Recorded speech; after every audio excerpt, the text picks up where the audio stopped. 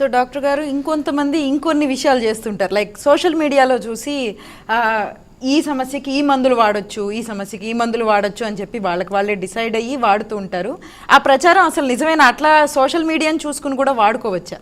Social మీడియాలో health education, health awareness అనేది misinformation ఈ రోజుల్లో చాలా ఎక్కువగా ఉందండి.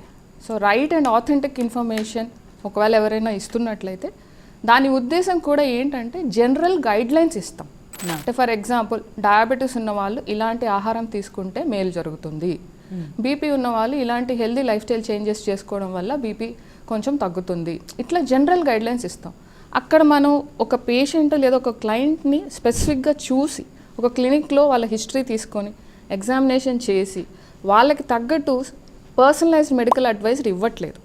కాబట్టి ఈ జనరల్ గైడ్లైన్స్ అనేవి కొంత మన నాలెడ్జ్ని పెంచుకోవడానికి, అవగాహన పెంచుకోవడానికి ఉపయోగపడతాయి.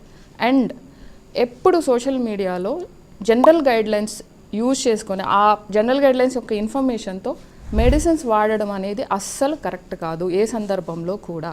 ఎందుకంటే మెడిసిన్స్ అనేవి స్పెసిఫిక్గా ఒక పేషెంట్కి వాళ్ళకున్న సమస్యలకి తగ్గట్టు ఇస్తూ ఉంటాం. కాబట్టి personalised advice is always correct for taking medicines, not general guidelines for social media.